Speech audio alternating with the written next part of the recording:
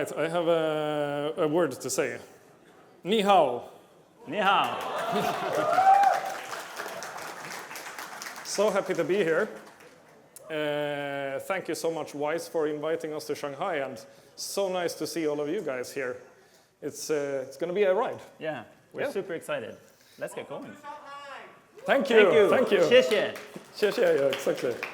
So we will do what we call a little favorit in reprise in Swedish, which means kind of favorite in repeat. Yeah.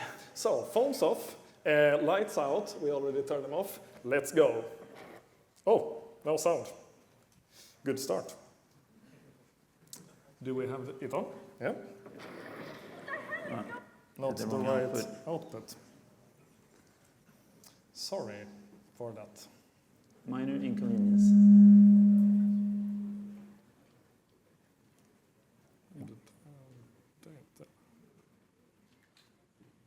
Det här är HDMI.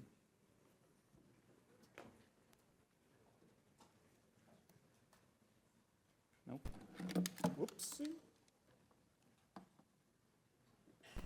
Det borde poppa upp nu. Nu? Ja. Nice. Okay.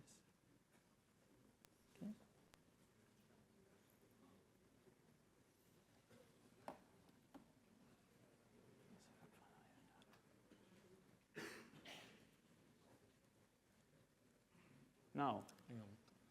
Men vad är frågan om? Is it turned There's on? no sound. Okay.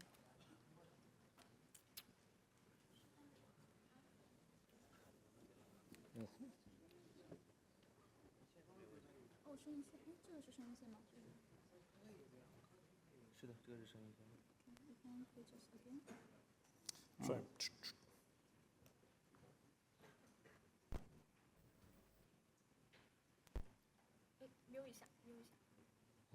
Speaker on. good. Yep. Don't press it. Headphones, yes. Oh, det är headphones vi ska ta. So. Yep.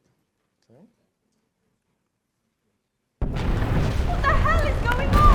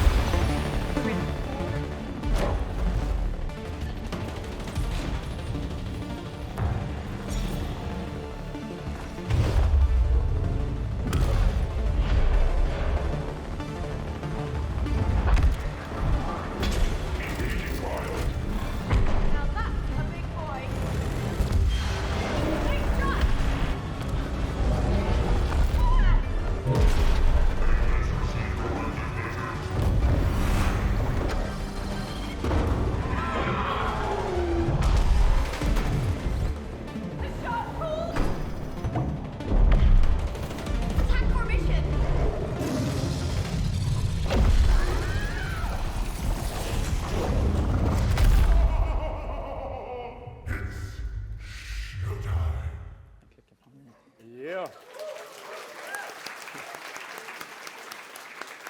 Thank you. Thank you so much. So a little bit about me. My name is Filip Eriksson, and I'm the current audio director at Hazelight, as I usually joke about. And I've been at Hazelight for 7 years. I was at DICE before that, making some Battlefield and Star Wars games, and now, yeah, I've made It Takes Two and Split Fiction. And I have brought with me another Filip. Every man in Sweden is named Philip, just so you know. I'm a sound designer at Hazelight, been there for 4 years now, and I met Philip working at DICE. We both worked on Battlefield 5. Yes. And after that, I went to Avalanche for some time, but now I'm at Hazelight, and I'm loving it. Awesome. So we go by the name together, we are the Philips. And we work at a company, like we said, Hazelight. Funnily enough, not many people know of Hazelight. Like usually our games are a lot more famous than our company. But to start with, we are located there in Stockholm. We flew from here to, where is Austria? Here somewhere? Yeah. There. Here is Vienna. And then we went almost all around the world to get here. But it was a nice flight. We have made some games, and the first one that Hazelight made was called A Way Out. That was before our time. But it was still mixed in my room, actually, funnily enough. At DICE? Yes. And then we made a game called It Takes Two that I hope some of you have experienced and enjoyed. And then now the game that we will talk about today is called Split Fiction. Philip, what is Split Fiction about? So Split Fiction is about Mio and Zoe. They are two aspiring writers, unpublished, that get this deal to get published, basically. Yep. So they are invited to a publishing company where they're supposed to enter machines that will simulate their stories to life. But the machine goes like haywire, kidnaps them, and then throughout the game, you play through both of their stories and try to make it out. Yeah. And of course, it wasn't just made by the Philips. We needed quite a lot more people than just us two. So this is the list of the fantastic audio team who made this game. We were, roughly, I don't know, I haven't counted. 1, 2, 3, 4, 5, 6, 7, 8, 9, 10, 11, 12, 13. Yeah, we've said between 12 and 14 people. Yeah. So yeah. 8 of us in-house and a few outsourcing partners. Exactly. And this presentation, we have on this computer, on this very device, our Wwise project. And we have the game, Split Fiction. We have 2 controllers. And we want to play the game live. You can ask any question you like. This is completely free, and we are happy to answer everything that we can answer, basically. Yeah. And we can play any part of the game as well. So that's our plan. So please don't be shy. You can ask us anything. It can be about sound design. It can be about technical stuff. It can be about the production, no matter what, basically. But I can tell you one thing at least. After us, our colleague Joachim Enik Sjöberg, who is the technical sound designer, he will do a deep dive into the tech stuff. So we might, if we hear some questions that are around tech, please feel free and ask them. We can show some stuff, but then he will go really deep into the technical things. I think we might have to restart the game. It looks like it. It looks like it. Another minor technical difficulty. Yeah, exactly. But we at least have one part of the game that we would like to start playing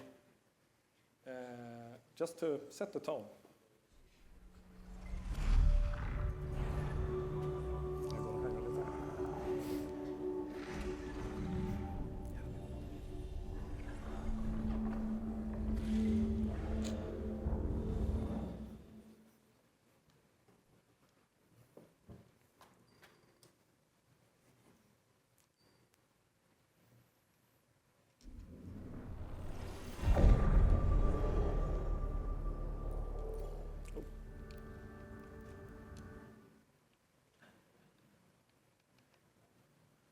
As you see, this is really live. No joking, egg path. A little bit up. And yeah. Let's go.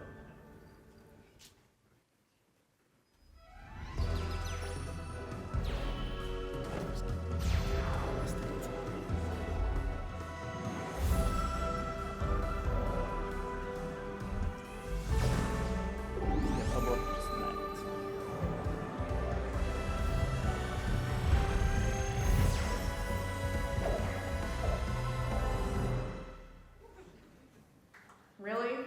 Whoa! I feel like we can handle any curveball Raider throws at us. Let's not get that cocky, Super Zoe. You won't give up so easily. Maybe not, but I choose to believe. What? No.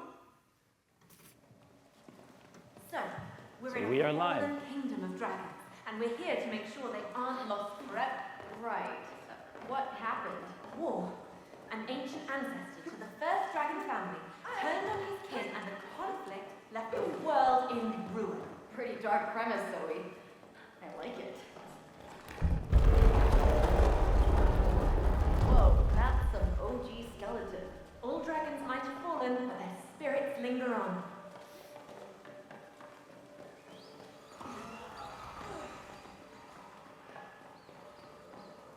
So, upon completion, Raider's machine will eventually be able to take control of all creativity. Is that right? That's what he claims. Changing storytelling forever. And Raider will be behind the wheel of it all. No thanks. Giving one company that amount of power sounds like a living nightmare. Yeah, no. Let's not let that happen.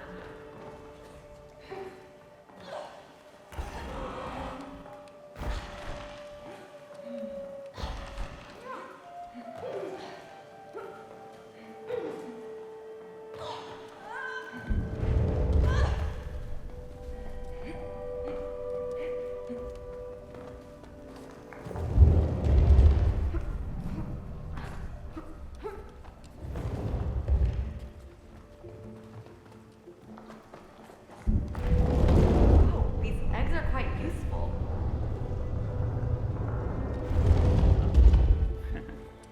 Hey.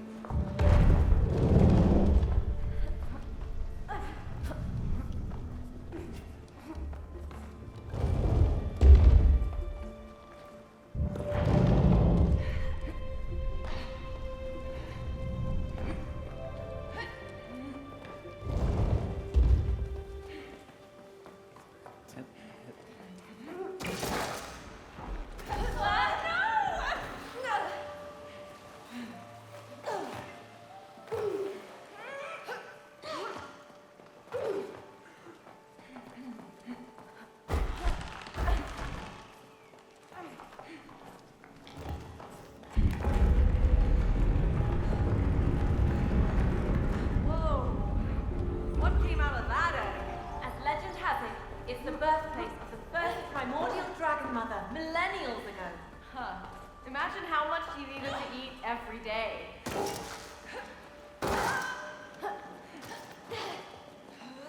So who's killing everyone? Long story short, the bad guys called the Mega sought immortality, but in their greedy pursuit, he became corrupted and war followed. Bummer.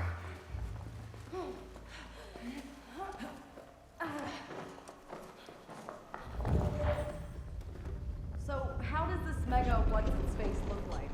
The megalith? You're about to find out. I am.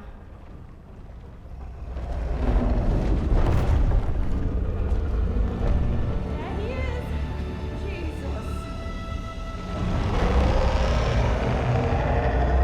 Pick up your egg! Brace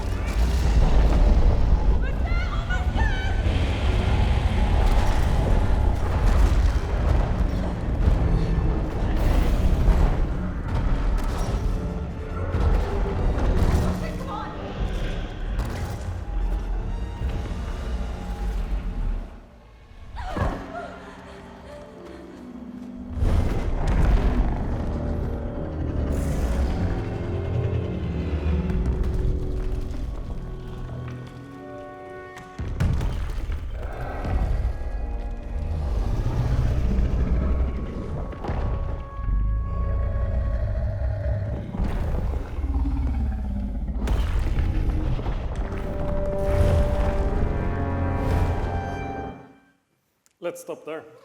So this, Thank you. thank you. So this was a part from Zoe's stories. She Yeah. writes fantasy, and Mio writes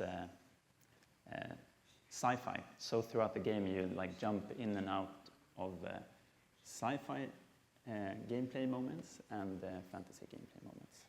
Exactly. And do we have any questions? Yes. Let's start there. Du behöver ta på din hörselgrej.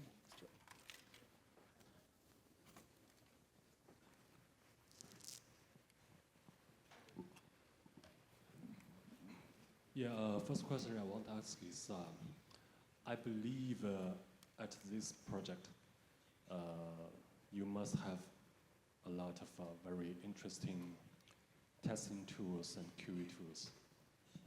Would you mind to share some of your favorite testing tools and debugging tools with us? And second question is, during the part of the gameplay you just showed, I think one of the part that drew my attention is there are a lot of key event happening, a big stone gate opening or a stone dragon animation. So what's your design direction of if this kind of event happens, say player A is facing the stone gate and player B is looking some other way, how do you decide the pan, the volume and stuff? So. Yes, thank you so much. Very good questions. So let's see, the first question. We could actually open up some of our testing tools and just like have a look at them. Let's see, if we just open the menu here, and we take no cutscene, and then I have to go out of this as well, and then we're back in the game, I hope, yes. And then I take a controller. So the question was if we have a lot of testing equipment or functionality, basically. And we do have quite a bit. Of course, it's difficult to play the game just since it's split screen, but we can play and switch players, so we get pretty skilled at playing the game ourselves. But it's of course to get the proper like sound landscape and playing the game the way that it was intended, you of course need to play too. Yeah. So that goes into like all testing basically. We play the game a lot together in my room, for example. And one other really important thing that we have realized is that we need to test the game. I need to play as Zoe, and I also need to play equally much as Mio, because otherwise I will start favoring my sounds on my side, and I might not understand the perspective of the other character. So playing the game and testing is really important. Then we do have, you know, the sort of common testing debug things like loudness, looking what cutscene is playing right now. We can debug the spatialization and so on. So all of these like normal features. And we utilize the profiling in Wwise as well very heavily to understand how our routing is handled between the different listeners and so on. So we utilize all those tools basically. But I wouldn't say that we really have anything super specific to split screen, except that our programmer, he usually runs the game in network, and he does a simulation of the network on the same computer. So then he would of course get twice the sound basically, like 2 games are running the sounds. So then he can at least solo listen one of them and make sure that, for example, the networked side is basically playing the sounds like it should on the local side. So those are some of the more specialized things. But I guess we can just turn on a few different things here and see what's happening. Let's do spots, delay as well, and yeah, this is kind of what we have basically. Pretty common stuff. I could also. So well, let's see. What was the second part of the question? The second question was about. You were wondering when we do like interacts, for example, one player is facing the thing that is emitting a sound and the other one is doing something else. How we handle the spatial like panning of the And also how you make sure the sound element. And also how you make sure the some element is consistent. Yeah. Like a group of birds flying from left to right. So you don't want Pampo-wise jumping. You know. Exactly. So that is the biggest problem that we have with this game. Should it come from the left or should it come from the right? And we have we could give you a little example. If I just turn off a few of these debug thingies so that we can actually see something. Let us do it like this. And then we go back like that. Okay, let's jump to this place, and we don't actually do it. Yeah. So, Philip, if you run a little bit closer to the rock, and I'm standing here, one of the sort of key things that we developed for It Takes Two, that we then further developed later in this game, was the problem of having a surround setup. Say, for example, we are both looking at this rock right now. It's straight ahead. It's very simple. It will come from the center speaker, basically, or the left and the right a little bit. But if you turn around, now the closest player is not looking at the sound, but I'm still looking at it. So the problem that we encountered during It Takes Two was that we had explosion, for example, really loud sounds. And they were coming from the rear speakers when this happened, when the player is really close, the sound is really loud, and then the other player is like looking right at it. So what we did was basically to separate the distance calculation, the attenuation, so the stuff that controls volume, and then the panning. And the panning follows the rule, who is looking at the sound the most. And our colleague Joachim, he will show even better examples of this, but we can do it pretty quickly. So basically what we do now is that even though the rock is behind Mio, it is in front of me, so I'm looking at it the most. So my character here is deciding where it's panned. So it's panned to the front, basically. And that is a feature that really, really made the game sound so much clearer. Like, you know, okay, I see something and I hear it from the direction where I see it. Because in our game, we always have these two sides, except for all the other exceptions like full screen and so on. But we want to hear the sound from where we can see it, basically. So But then to be even more clear, in this scenario, the attenuation will be applied from Mio's perspective because she's closest to the source. Yeah, exactly. Yeah, so the left player. Definitely. And to answer a part of the second question as well with these louder sounds, many of these things, like our game is very linear, so we can make these sweeteners quite loud and quite cool, I hope at least. And in this case, we need to interact, both of us, like this, and we will only hear the sound here. So this is one variation, made in stereo, cool sound, lifting up the rock, bam, boom, bing, done. Ship the game. Yeah. So nothing more complex than that, actually. Yeah. More questions, please. Hi, Philip. Philip. Hello. Okay. So the gameplay just mentioned me about the things that you guys are showing on GDC this year. Yeah. I think one question is about the camera.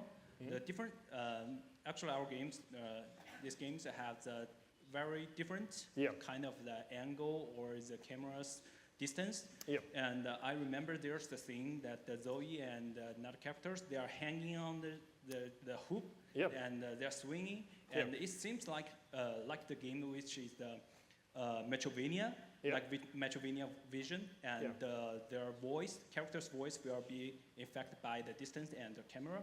So how do you guys decide when or how you guys just use the different value to showing the camera's distance, just relate to the characters? So we can show this as well. Yes, we can show it live. I will also just find the the project explorer here and show the actual like place where it happens. So our game is usually, you know, mixed through like we take the Foley, for example, or the VO. Set buses, it's panned a little bit to the left and to the right, and nothing crazier than that. But whenever we go into these unique camera perspectives, like full screen, changing to 2D or whatever it might be. Exactly. Then we can apply, so we basically reroute these sounds, these buses, through another bus that we can then spatialize on screen. And in this case that you referred to, we will play that in just a second. We have 4 buses, so one for Mio, one for Zoe, and one for their VO, and one for their movement, because we also want to change the volume differently on the VO and the movement. Like the movement can be really far away and really, really low in the mix, but the VO you still need to hear, so we always need to make that balance. And we can apply further effects to those buses as well. So for example, this one will be routed through our own delay plugin. That is basically a copy of Wwise's plugin, but you can change the delay time and some other features as well. But then we can make it sound different for just that tiny occasion. So let's jump to let's that, play please. it and not just talk about it. Should I turn that off? Yeah. So that we have beautiful visuals as well.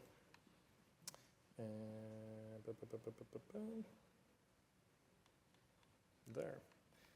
We can go from this one. Yeah. So we will play a little bit before this part.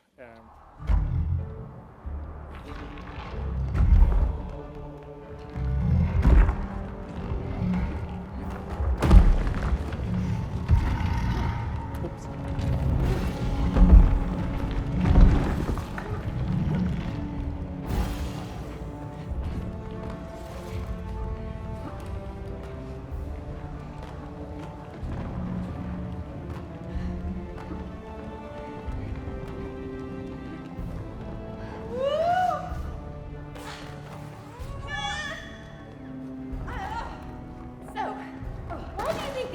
Stories are popping up. Well, didn't they say that the machine was never designed for 2 people at the same time? Yeah, causing it to glitch. I think that's our answer.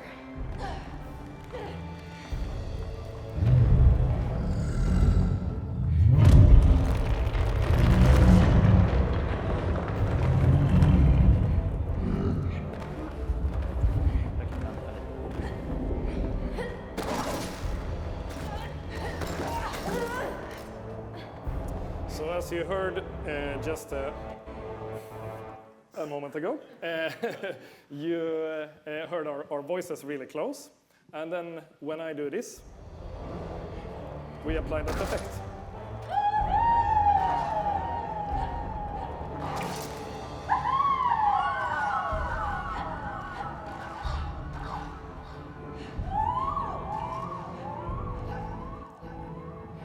Like the Foley and everything gets pushed very far. Yeah, exactly. And the delay is pretty clear, I guess. Exactly.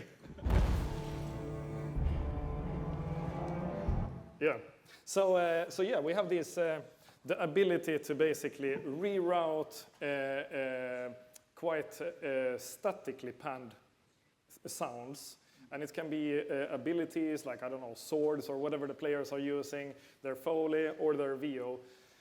Whenever we have a different camera perspective, we can apply this. But we also do it in other sections where it's still normal a split screen like this.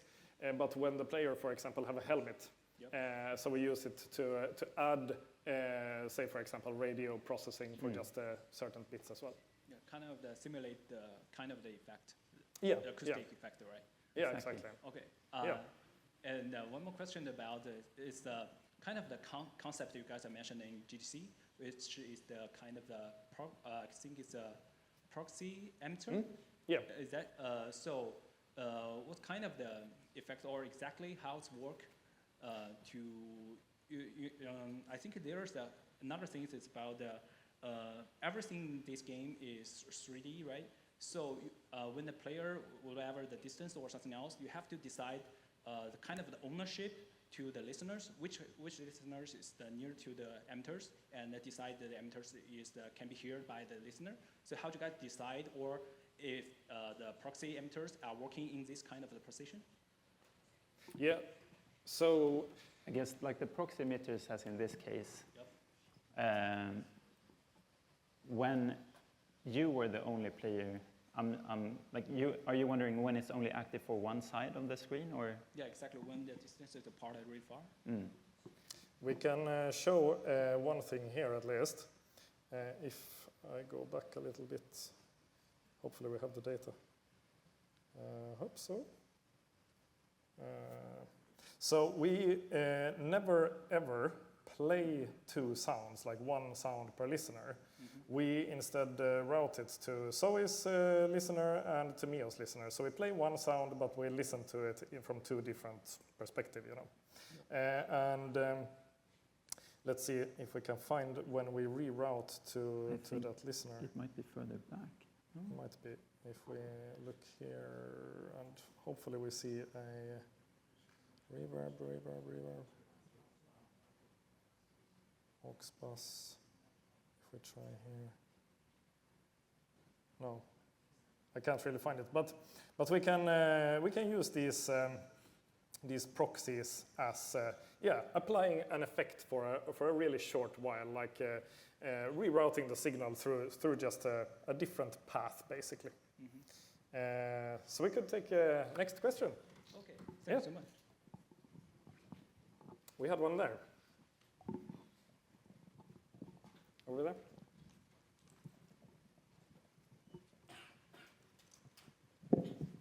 你好，我的问题是，它会比较宽泛一点点，但是我们玩过那个 It Takes Two， 然后双人成行。那我的问题是，有没有什么你们想实现的，但是没有在双人成行里面实现出来的一些功能或者设计？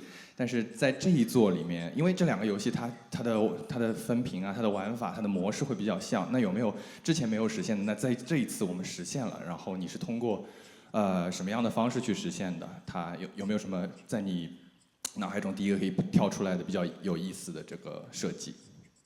谢谢。Thank you. So yes, we achieved a lot of things actually. I mean, this system is one of them. This system is one of them. We could also show a little bit of another boss fight to maybe talk about one thing a little bit. Yeah. So let's play some more, and we'll explain a few other things. So then we go here. We could also actually look at another thing. Remind me if I forget this. HDR. Just shout it out if I forget it. Good. Let's see. Where do we have it? Car tower. Yeah. Maybe we do. Just do it from there. Yeah.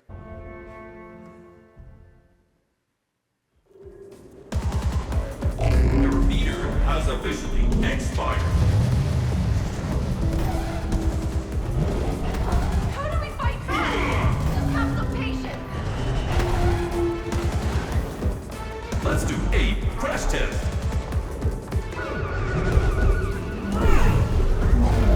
Rouge, sabotage. This is a bit over the top.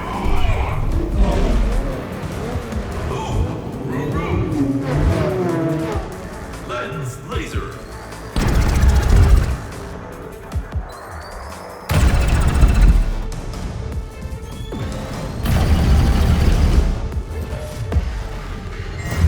Stop resisting. Start dying, please.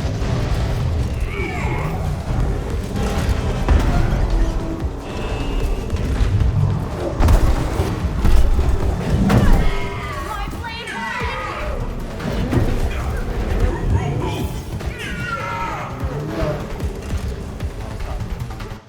So yeah, now Philip is on a completely different area than my character Zoe.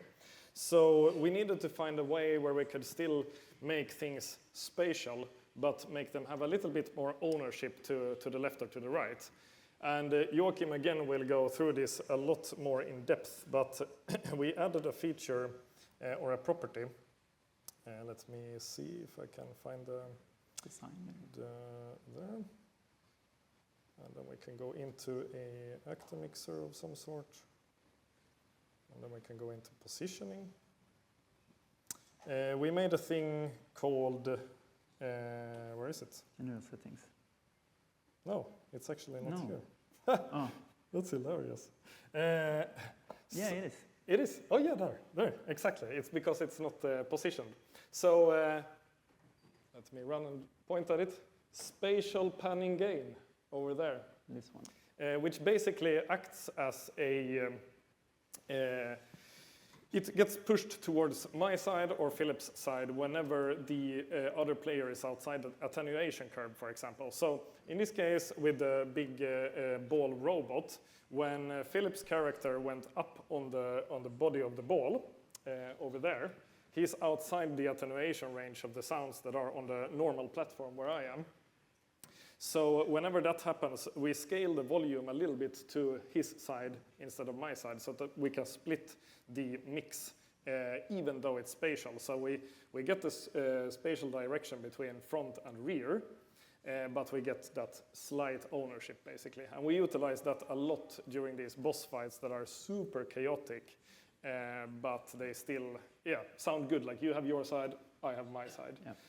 Yeah. Some other things that we also managed to do for this game was, let me see here.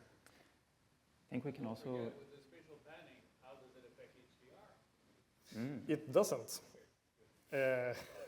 But we can look at the HDR as well. For this game, it was my first time using Wwise when we made It Takes Two. And I had never ever looked at the software. But I had used HDR, so had Filip at DICE. So we wanted to use that. But for this game, we had a few, not issues I would call it, but at least things that we wanted to do. We wanted to make a really dynamic game when it's mixed low, like when we're just looking at, standing around looking at ambiences, for example. Do I have it somewhere? No. And when it's loud, then we want to, oh, there we go. Then we want it to be a smaller dynamic range. So let's go and look at that. We want to have the HDR bus there. And then go to the HDR. Very live, as you see. So we increased the properties a little bit in the HDR so that we can have the HDR window being really wide. Basically, we get sounds that are really quiet to play when the game is very silent. And when we go into a boss fight like we played, then we shrink that up so that we get rid of all of those older, lower sounds. And then we create a way more sort of focused mix. And we can also look at that through the profiler here. I had the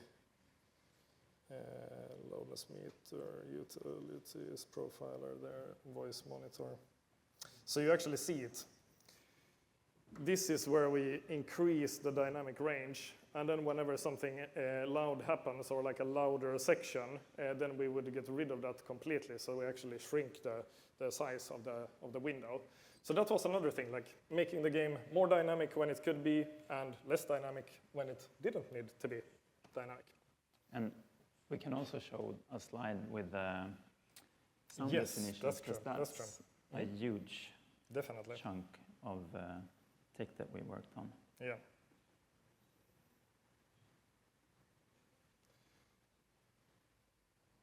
Yep. Yeah. So in It Takes Two, you were using Wwise and blueprints and the logic in Wwise, but for Split Fiction, we wanted to have it exposed in Unreal, Yeah. basically. Yeah, you can say like the biggest. This is actually a picture from the Wwise project of It Takes Two. We did all kinds of logic within Wwise, a lot of very complex RTPCs. We used the switch containers and the blend containers a lot. Very good stuff, very visual and nice, but we needed a lot of help from gameplay coders, for example, to do all of this, like the coding things for us. And we thought we know quite well what to do ourselves, at least simple things. So we basically wanted to take all of that logic from Wwise, or most of it at least, and make it into a visual scripting using blueprints, but with stuff that changes Wwise basically, and also be able to write code. And in that way, we could be way closer to the gameplay and actually read all of their values and so on, instead of just getting a few exposed, for example. And it helped us also be just faster because we didn't need the help from gameplay programmers.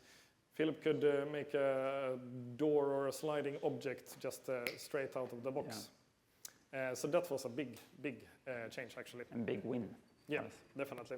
And we spent a lot of time building this visual scripting environment, but in the end it turned out being a really good investment because we could ship this game basically, and we didn't need the other programmers to help us.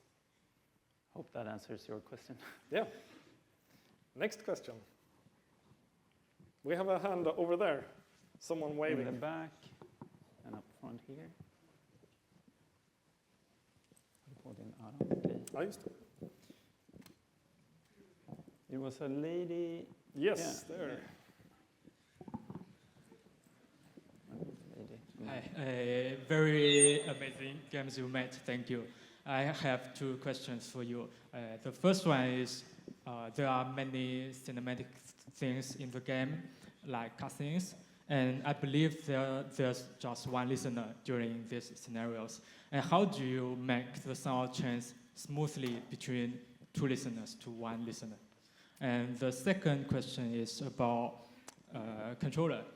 The game supports both Xbox controller and Sony DualSense. And DualSense supports a very fine haptics feedback. And do you share the same samples between different controllers, or you made some specific ones for them? Thank you. Maybe we can answer the haptic one first. Good. So for Split Fiction, we didn't do any like unique. Oh, we have maybe like two. No, we didn't even implement them actually. Yeah, you try them out. So we didn't do any unique like haptic features for the DualSense, and most of the like rumblings in the controller for Split Fiction was made by designers. Like when they added screen shakes, for example, for explosions that they designed. That's it basically. Yeah, we have a very, very simple shaking system. Yeah. We did do some tests to make shakes that are driven by audio, but we just didn't have time to do it. So I tried 2 cutscenes. They exist, but they were never implemented in the game. So yeah. And the second question about the listeners is that we never, ever, ever turn off 2 listeners. Because if we would do, and this will be very clear in the next presentation as well, is that we would reduce the signal with 6 dB. So we always have 2 listeners, even though we just play basically statically panned audio. We always keep that same listener just schmack on the same position. And then that helps us smooth out these cases where we would just have 1 listener. Thank you. Thank you. Do we have any more questions? We have one there. And in the back. Nice.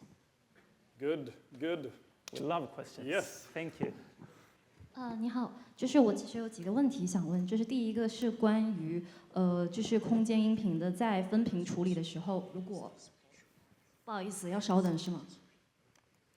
好的，就是在空间音频的时候，双屏的时候，如果有一个玩家他是已经进入了一个洞穴，然后另一个玩家他并没有在洞穴里面的时候，他这种混响你们会怎么样处理？因为我们现在可能也遇到了类似的问题，当两个人处于不同的空间，但他又要触发一段对话的时候，那他这个混响是怎么样去设计的？然后第二个问题就是关于音乐上的问题，因为我在玩双影的时候就发现，其实整个音乐的响度是非常的小的，就是比一般的其他的游戏，就是我其实比较好奇，就是整个音乐系统是怎么设计的，包括是在就是Unreal 里面它整个配置系统是怎么样的？因为我们的游戏也是 Unreal， 但是它的配置的系统是稍微有一些混乱的，然后就想请教一下这一块是怎么想？谢谢。Thank you so much. So let's see, the first question was about the ambiances, and we can of course look at that right away. So Fjernis, what happens if we are standing in a cave and say a field?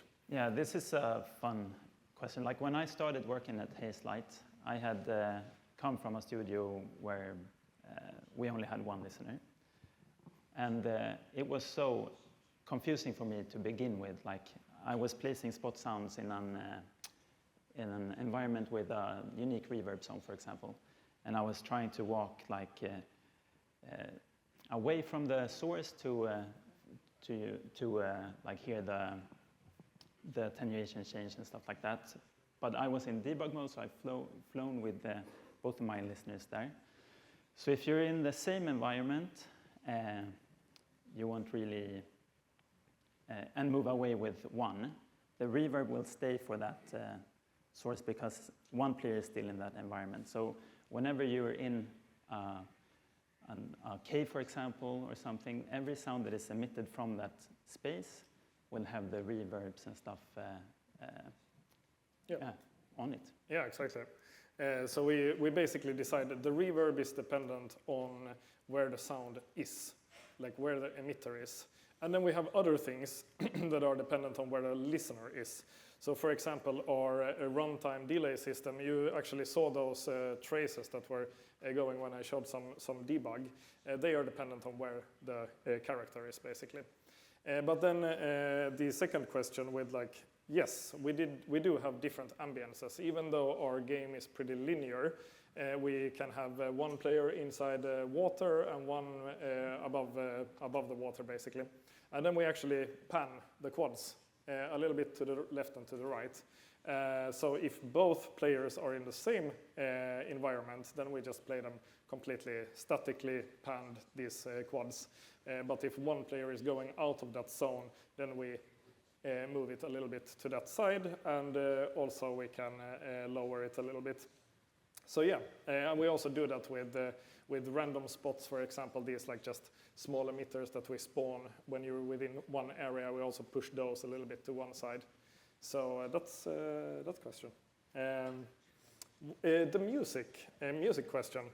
I feel like that is a taste, basically. So we could, of course, have mixed the music a lot louder, but as you've seen by now, we have quite a lot of chaotic things going on, so to say. So it's been really, really difficult to mix the game with like bombastic music and cool sound effects and VO at the same time. So sometimes the music needs to be lower. And sometimes sound effects can be lower. Sometimes VO can be lower. We try to decide in each scenario, basically. But we did actually add a music slider to this game a little bit after release so that some people could slide it upwards a little bit. But we also have some ideas for the future to be able to do more intelligent ducking on the music so that we can keep some loudness from the music and maybe keep basically the core of the composition, say the main melody or something like that, while still getting rid of a few other elements when it's these chaotic moments, because it's been pretty difficult when you just have one stereo track to work with. And of course we do some EQing and some volume adjusting on the music when, for example, VO is playing. We also do it when explosions and weapons are playing. But it's basically like not enough. It still becomes really, really chaotic when we have these more chase moments and boss fights. Those are perhaps the best examples, at least. But we could actually look at another example of, let me go to presenter mode, play another part basically, and then see if any more questions are spawning. So let's move on to the other half of the game, sci-fi. Sci-fi. And we will play the first level, the first sci-fi level in the game.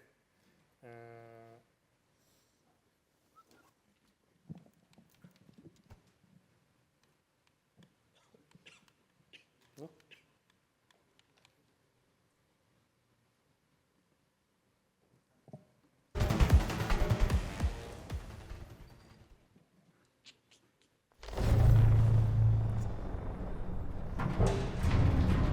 Where are we? I think this is my story. What the hell is going on? Yep, this is definitely my story.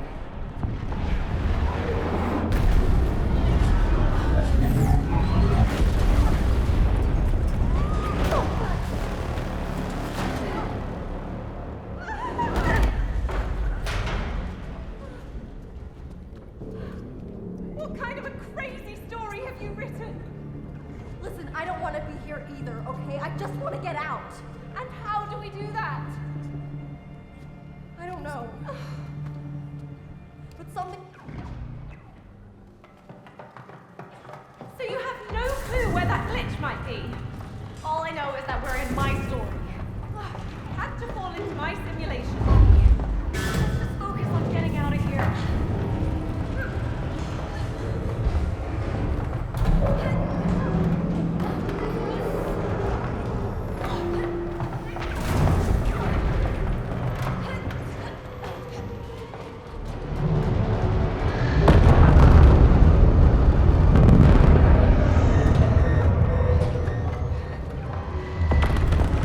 Let's check out that console.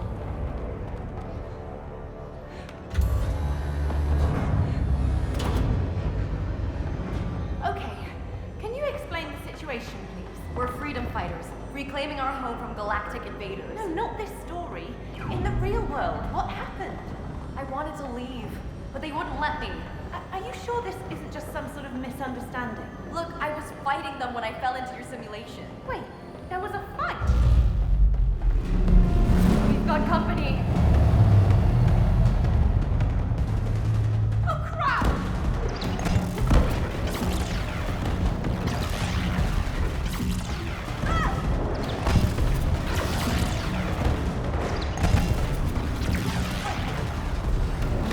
Whoa!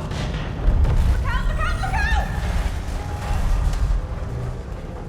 Let's move. Oh, keep it together, Zoe. Just keep it together.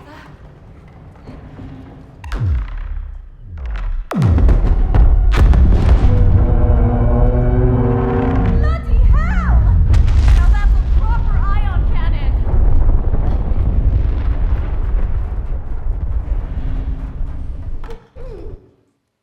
Let's stop there. Do we have any more questions? Over there we have one, and we have one here. Let's start there.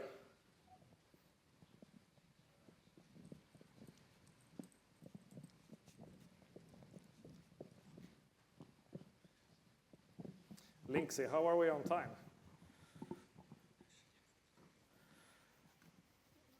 您好，我可能有不止一个问题。我先问我的第一个问题，就是，双影奇境跟双人成行都是里面有复合了很多种玩法。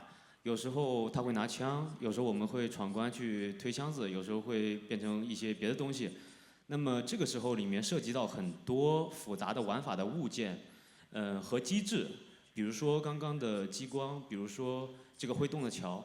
那么在这种复杂的游戏开发当中，很多时候上游的分工是比较耦合的，比如说，刚刚那个激光很有可能是战斗策划那边，提出来了一个原型，然后技术策划去开发，然后关卡策划去布置，然后当我们音频这边看到这个东西落地的时候，要去做音效设计的时候，音频团队应该如何去分工，才能够合理的去把这些需求能够高效的给跟进下来，给落地下来。我想问一下，你们的音频团队是怎么在管理这个事情？因为你们的项目非常的复杂，在玩法上。这是我第一个问题，谢谢。Yes, very good question. So as you say, we have the game is vastly complex and it has so much content. And when we at the beginning of this project, we tried to move with the whole team as one unit, and we were looking for sections of the game where most of the upstream departments had done their at least base work, so that we could start doing wider passes on a complete level. And then we tried to do sound design for the abilities and spot sounds, ambiences, everything, music as well, VO. But as the game development time was leading to the end, we were very short on time, and there had been lots of content, more content added to the game. And then we had to split up, basically, to be able to attack the game more widely. But I also want to say that at Hazelight, it feels like we are in a pretty unique space from audio perspective, because we have managed to get some mandate at the studio. So if we are worried, for example, that animations are coming in too late or VFX is not done someplace, we can we have the mandate to try to force the department that we are dependent on to get done with their things. Yeah, definitely. And we also try to lead with sound.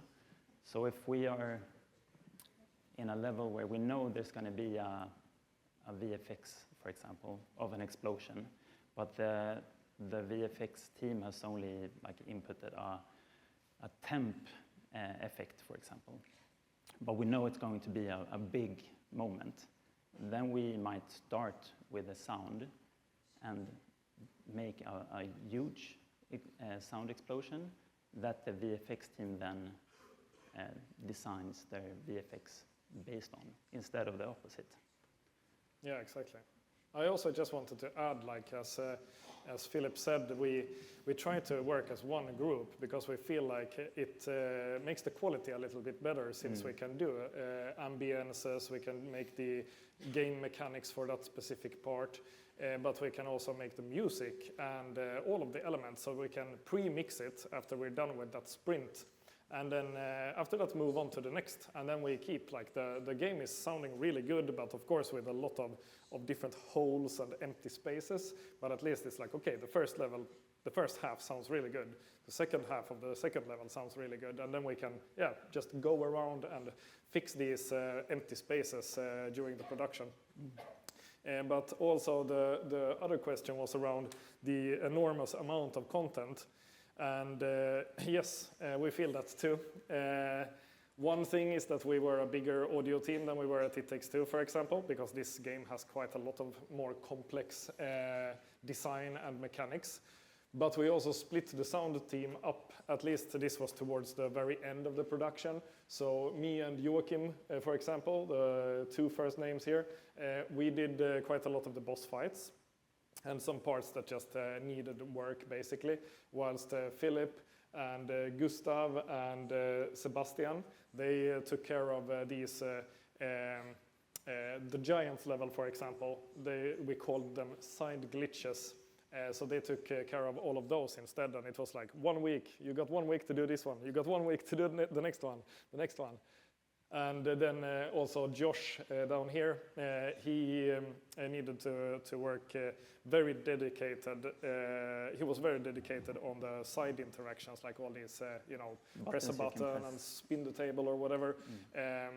but then he joined us making stuff for the main game, but we needed some extra help for those things that came very late in the production. So basically staffing, really, really tough planning, and then some overtime on that to make a good little sandwich. But yeah, we made it in the end at least. Hope that answers your question. Some more questions. 好的，谢谢。我还有另外一个 I have another question. Oh, Sorry. good. Sorry. Yeah, yeah. 我的第二个问题是我们整体游戏它的混音和动态做得非常好，然后它又非常的庞大，内容非常的多。我想问的是，我们从静态混音到动态混音这两个环节是每一步都做了什么？如何做好这二者之间的衔接和分工？比如说，我里面有一些交互的物件，然后有战斗。那我每个关卡又不同，那我在静态混音的时候，如果是不同的人负责的，怎么让他在静态混音层面先给他把听感上给拉平，然后过渡到动态混音环节的时候，如何去作为混音师来讲，如何去把各个模块去平衡好，然后跟每一个模块的负责人去做好交接跟沟通？我想了解一下这个工作流程是如何分配和规划的。Thanks. I guess I can start a little bit Yeah, at you least. can start. So, as I said before, when we tried to work as one group, we did the pre-mixing like together almost. And but in the end, we of course needed to do some sort of final mix. So me and Sebastian and Jocke, we did most of the mixing. Also because we needed the time for other sound designers to make the content that was still missing. So at some point we do this final mixing pass, and we did that first in object audio, and then we went down to 5.1, and then we did the last pass was in stereo. But we always try to give feedback. Feedback culture is a big thing. Yeah. And we also have some softer rules, at least with the HDR system, for example, like, okay, ambiences should be on this level, other puzzles should be on this level, but maybe it's a silent puzzle and a louder puzzle, and explosions and other stuff can be, of course, the highest. We also use the HDR system not only as a way to sort of simulate real dynamics in the world, meaning that explosions are always the loudest thing and weapons is the second loudest thing or something like that. We also use it in a way to focus the player on a sound. So say, for example, a puzzle interaction, like opening the gate in the dragon part with the big rock, can be pretty loud in voice volume, and basically lowering a lot of other sounds to create more focus on that specific object. So it doesn't need to follow the sort of real world rules. But it was like a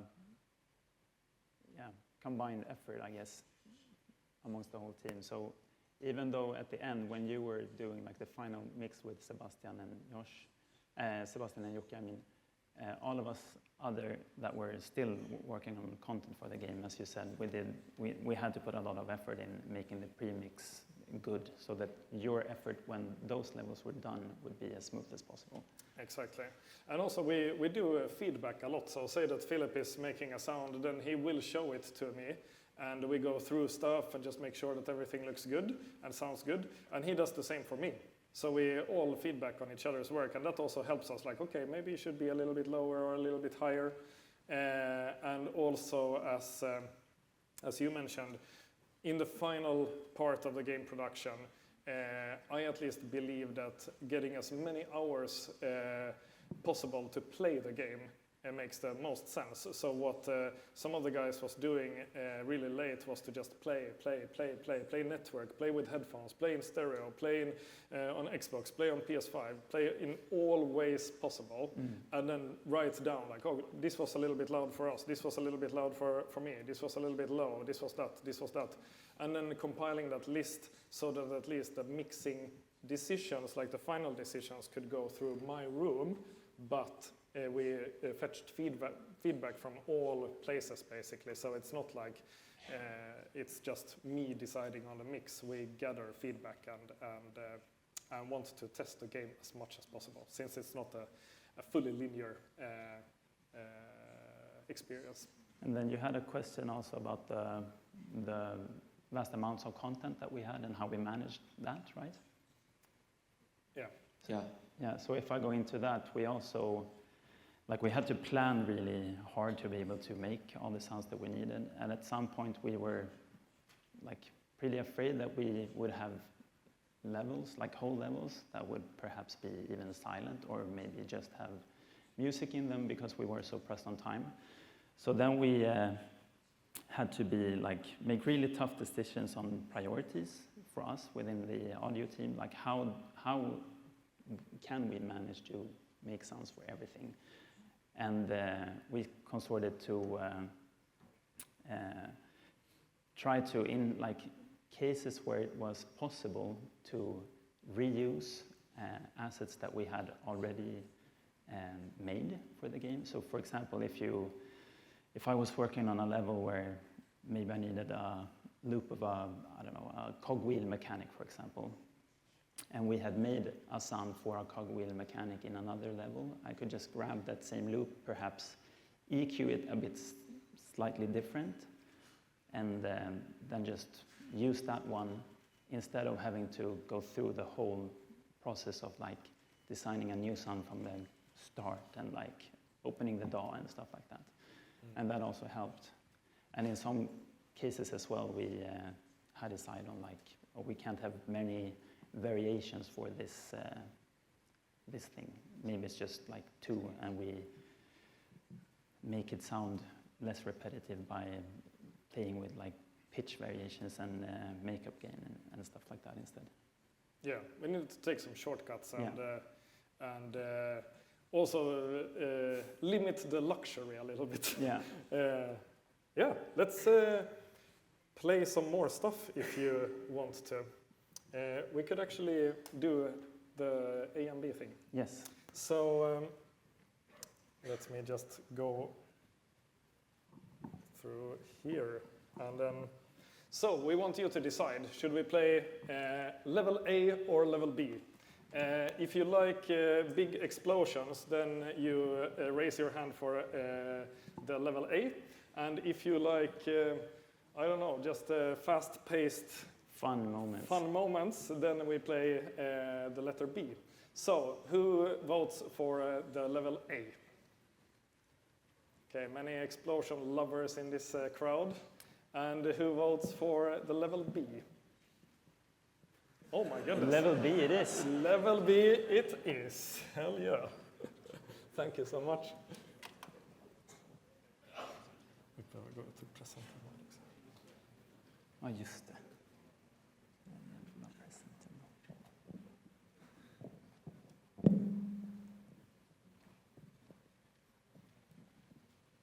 Good.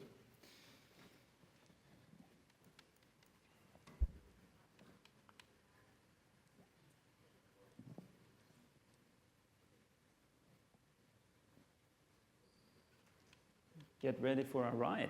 Yep.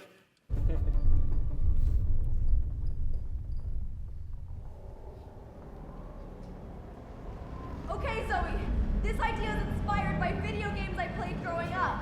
Video games? Get the highest score, get the win. Wait, this is a competition! You bet. Bring it on then!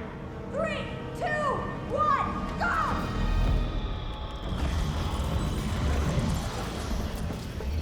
See you at the finish line! Not if I see you first!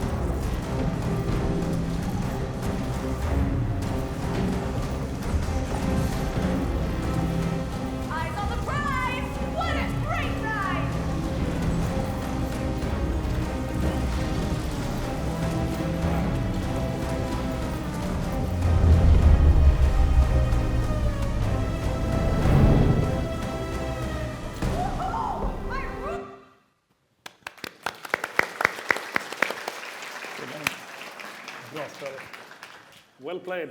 Thank you. Any more questions?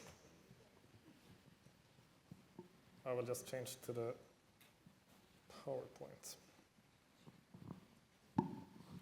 你好，我想请问一下，我们这个游戏它有很多不同的视角，有第三人称的视角，有俯视角的2D，然后也有2D 的横版移动。那这些它们的衰减都很自然、很丝滑。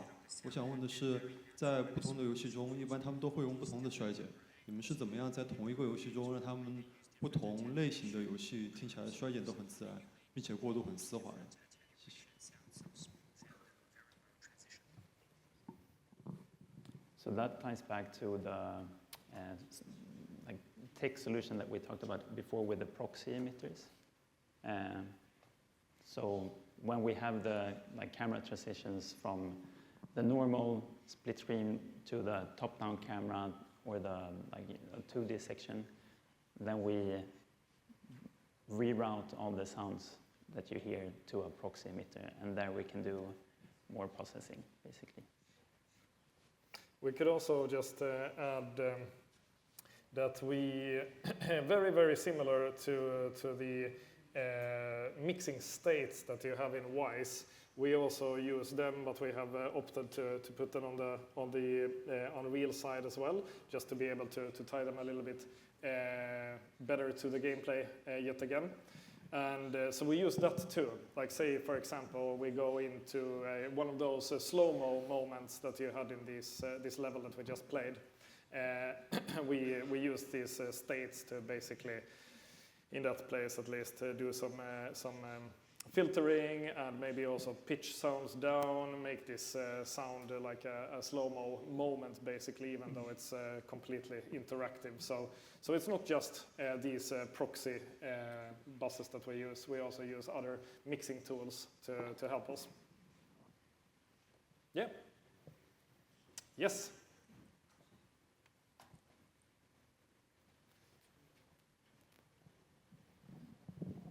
谢谢您的分享。然后这一段的竞速的时候，让我想到了另外一个摩托竞速的一个情节。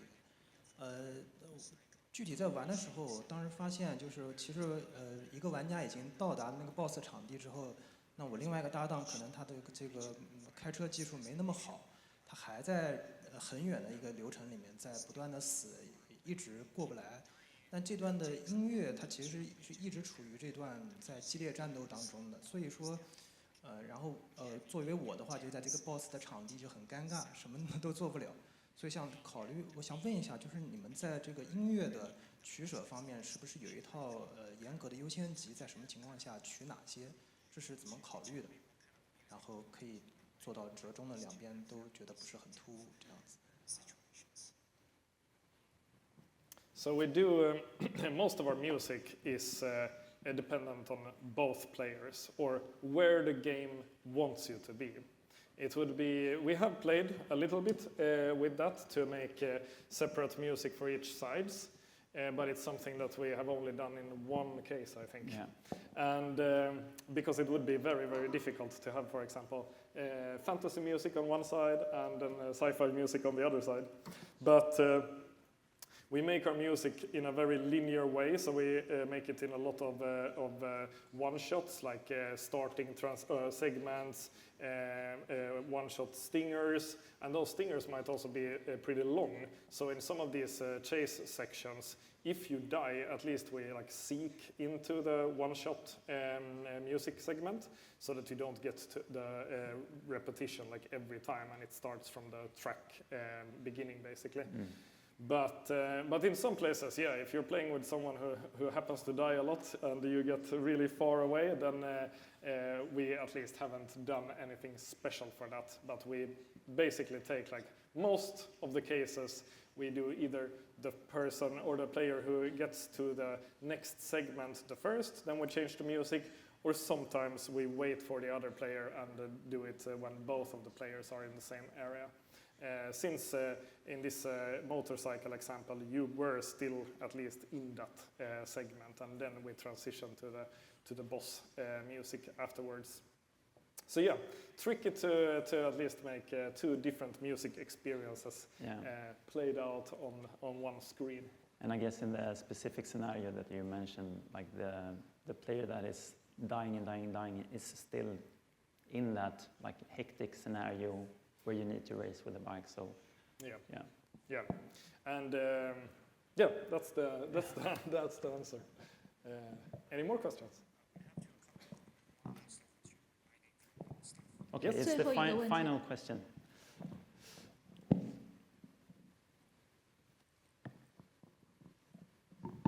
Who is the lucky one? 好的，谢谢。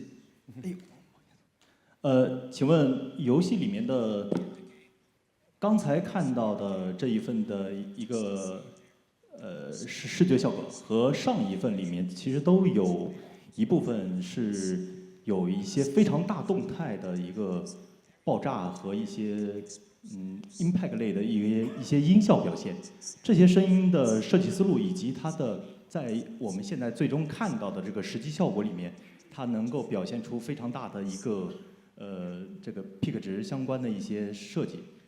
请问它的设计逻辑和实现的一个思路是用什么样的方式进行？